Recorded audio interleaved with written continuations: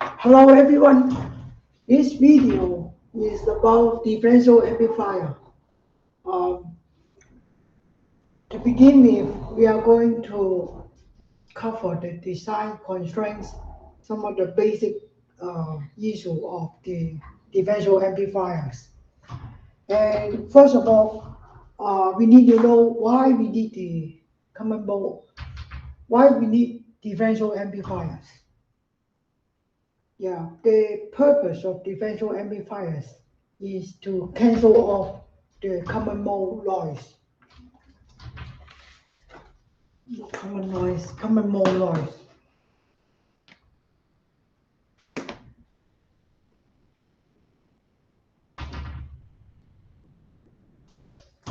The basic structure of differential amplifiers is here, and we have two branches,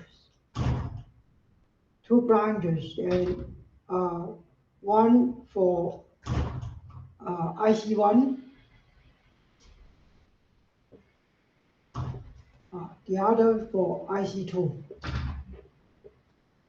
and the output will be the input will be factored from the base of both transistors, and the input is normally in the form of the differential input, and it is Vi, it is equal to, which is equal to V1 minus V2.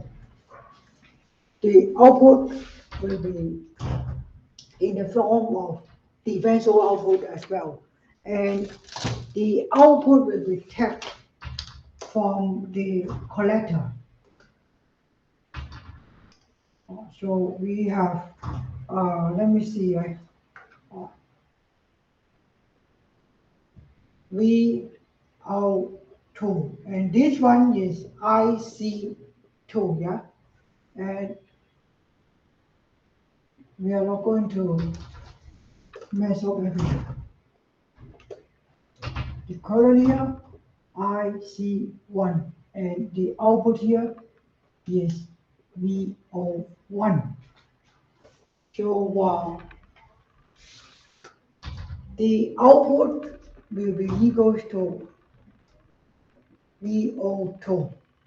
So both the outputs and the inputs are in the form of differential voltage.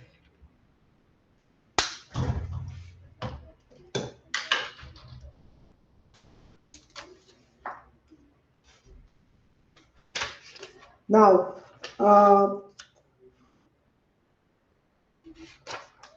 take a look here. The emitter current for Q1 and emitter current for Q2.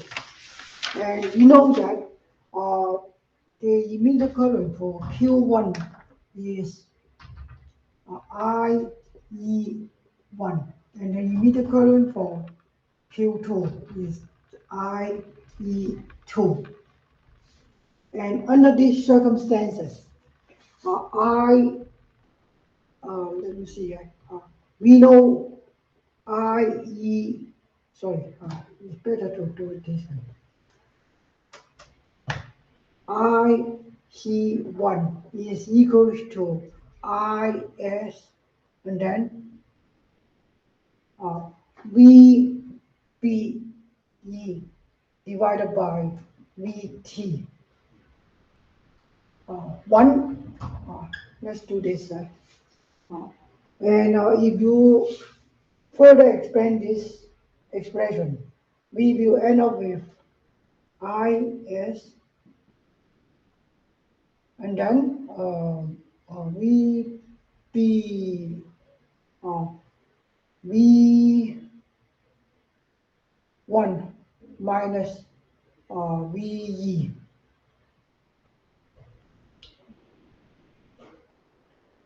VE1, so it should be like this. So in other words, it is IS, and then E VT, and then we are just trying to um, explain this expression. So if I1 can be written in this manner, we can easily um, come up with another expression, similar one, for this branch. So IC2 is equals to this expression IS, and then minus VE over VT, and then V2. So in order to further calculate, further understand um, the behavior, we need to uh, take advantage of this current source. And this current source um, is the sum of I1, IC1 and IC2, yeah, more or less equal to this value. So I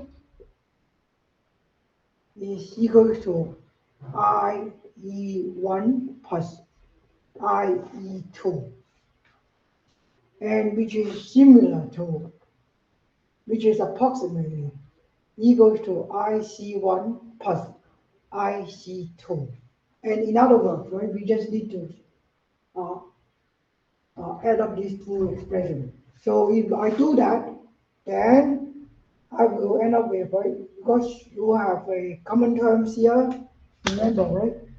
For IC1, we have this factor here.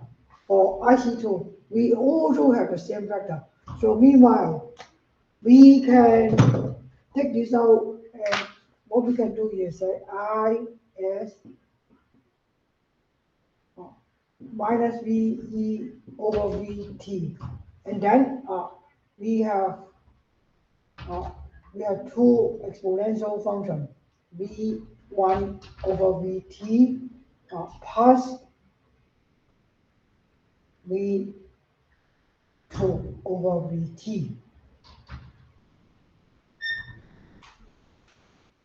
Now, what we can do now is to simplify the expression in a way we can come up with V1 minus V2. Uh, is it easy to do that? Let me see. I think it's also okay. What we need is um,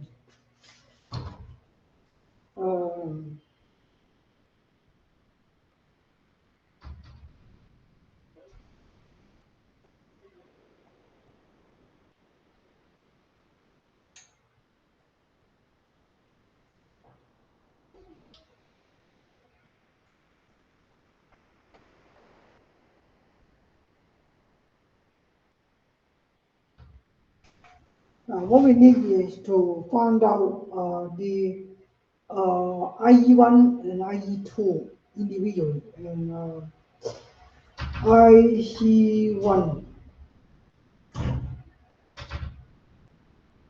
So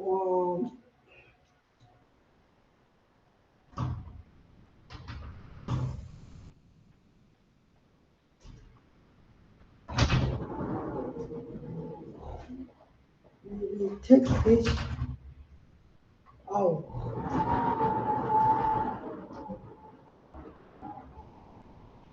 Now, what we can do is, right, we divide the whole expression, the bracketed expression, by this one, and then we multiply the whole expression by the same amount. So we should be able to end up with something much simpler. So what we can do is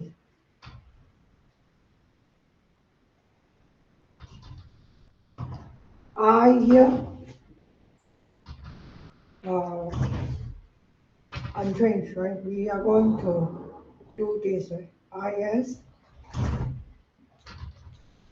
We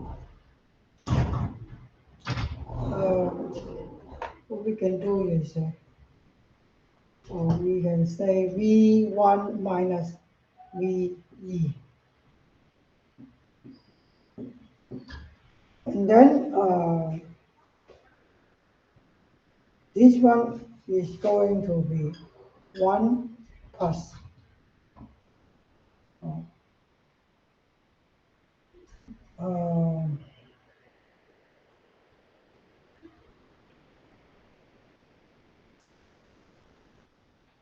minus V1 minus V2.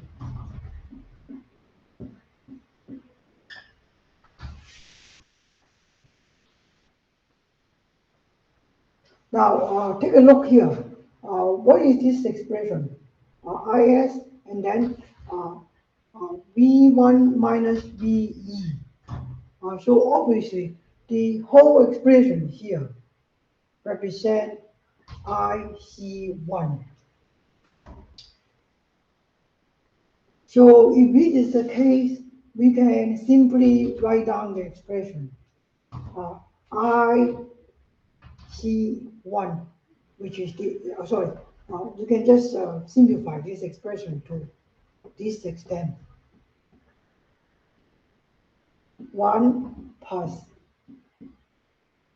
and then minus V1 VT. And if we further expand, if we just do some rearrangement, we will notice IC1 is actually equals to, we don't have enough space, IC1 is equal to I, and then divide the whole expression, divided by.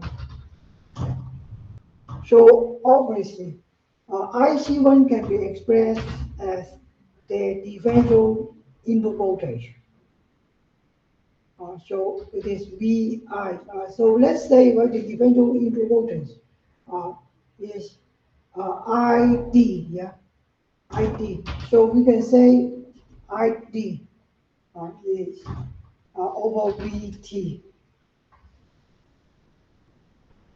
So now we have a very, very useful expression. We have, I'm not trying to clean up the area and then write it properly. IC1, which is equal to I, and then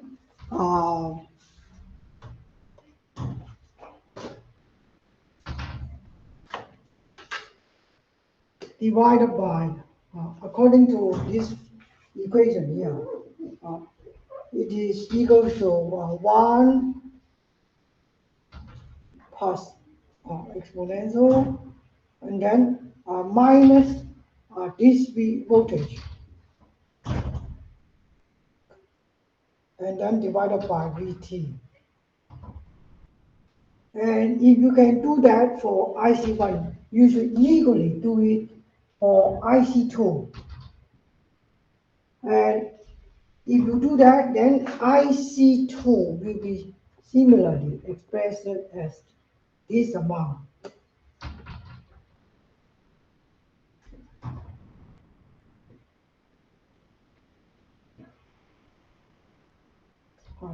This time plus.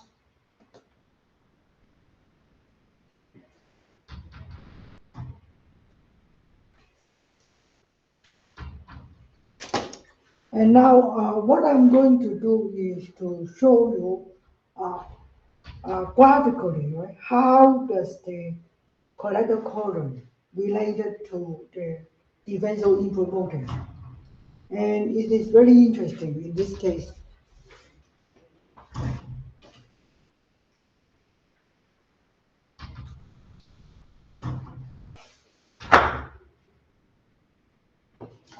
Now, you have given these two expressions, right? You don't need this value. Maybe we can write down here. VI in is defined as V1 minus V2. And At the same time, the output is equal to VO1 minus VO2. Right? Now what we need now uh, is to plot this out and see what's going on. And uh, now take a look here. We in the bracket expression we have VID, the input differential voltage, and VT. And now let's analyze this situation. So in the first case, right, uh, case one, uh, if VID is zero, if VID is zero, then IC will be equal to I. Let me see. When it is zero, right, this will become exponential of zero will become one. So it will,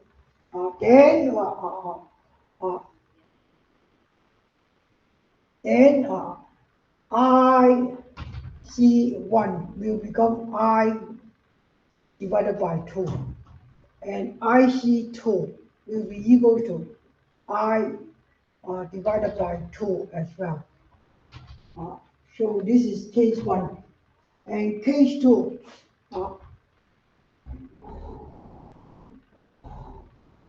if VID is larger than VT,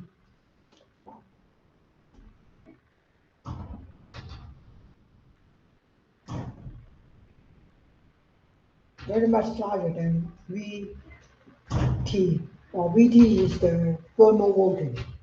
And let's see what happens. If this is larger than this one will become zero.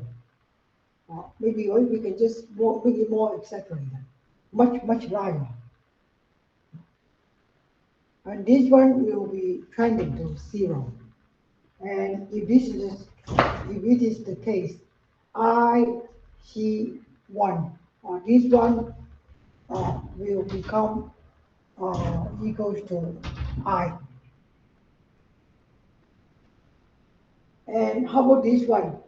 You have a positive one here, and this one will trend to this term exponential of something positive and much larger than one. It will be trending to infinity. And in this case, IC2 will be zero. And now we look at one more case. Case 3. And what if VID is much less than T1 or VG? Or maybe what we can just say VT. In this case, when it is less than VT, this one here will be a small value. And from what I can see here, IC2 is equals to I, and IC, or maybe what we can do, we can use minus, because we are now trying to interpret the extreme case. So now we are having a value, right? This one is much less than VT, the thermal voltage, the negative of the thermal voltage. And if this is the case, VID will be a negative value, and this one will be a positive value. When it is a positive value, this one will become very large. IC1 will be zero, and IC2 will become, according to here, and this value will be negative, and this one will be equal to I. So this is the scenario that we are looking at. And if we are going to plot this out, it is also very interesting. Uh, like what I can see is, now let's move this expression to a little bit towards to here.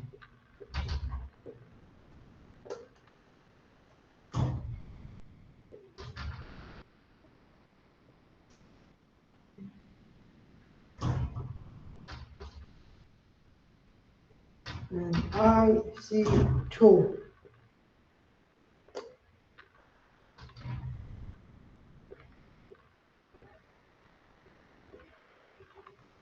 V I D V T. So we are going to use this space to plot the current out. So we just know it is a current, but we don't know whether it is IC1 or IC2. And now we are going to start from, and this one is a VID, yeah? VID, yeah, it's okay, yeah?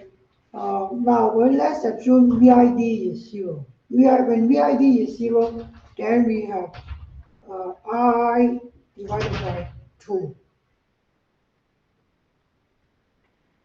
And when VID is much larger than VT, I say VT is here, then it will be trending to I. So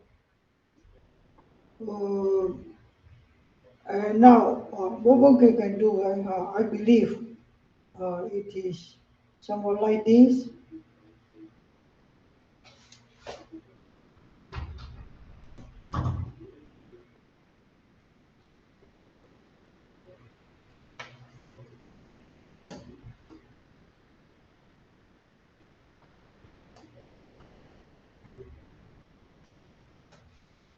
This is I C 1.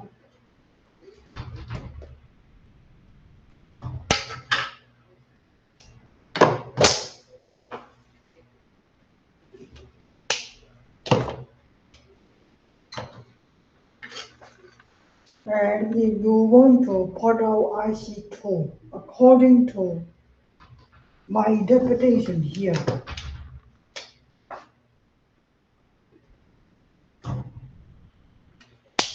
we will end up with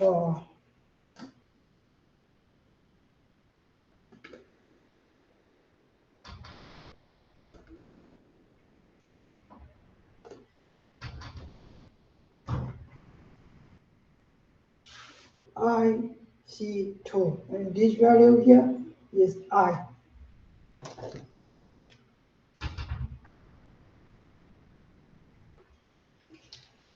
So from here, we can conclude that in order to be able to amplify something, the input voltage as defined by VID is V1 minus V2. And according to the diagram here, V1 minus V2 should be less than VI. So conclusion, VID must be less than VT, the actual value of VT.